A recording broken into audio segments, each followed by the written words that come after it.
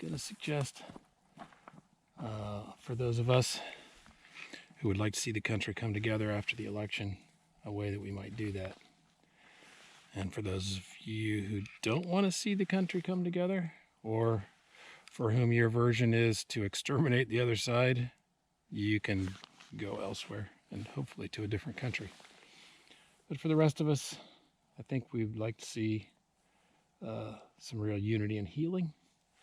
My suggestion is we can come together from both sides over the goal of opposing things like poverty and oppression.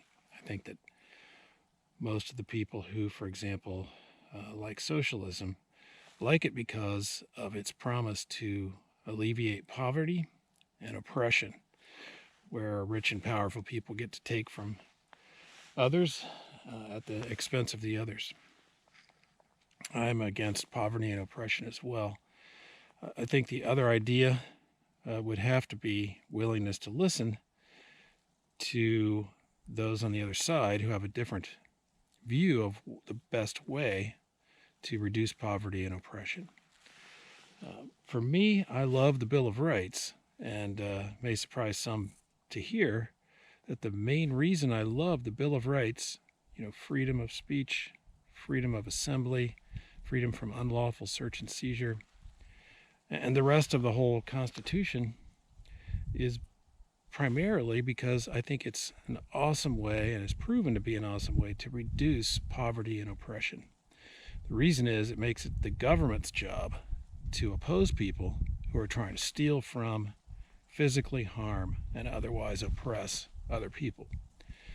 And then the real key is it also forbids government employees and politicians from similarly harming and oppressing other people. And that's a fairly unique thing in history. So if we can agree on those goals and agree to consider the different ways in which those goals could be achieved without automatically assigning each other to the demon category and calling for re-education camps and stuff like that for those we disagree with, if we can do those two things, I think we can come together and have real healing and real unity. The last thing that I'll say is maybe also a surprise is from my study of history and looking into it, how these ideas work out and how they fit together logically. I don't think you can have both socialism and the Bill of Rights. Why? Sounds crazy talk. It's because this. Socialism expands the responsibility and therefore the authority of government employees and politicians, whether it's housing or a living wage or equalizing incomes or any of these so-called positive rights, healthcare. The moment you give government employees education, government employees and politicians that responsibility, guess what? They also have authority over that area.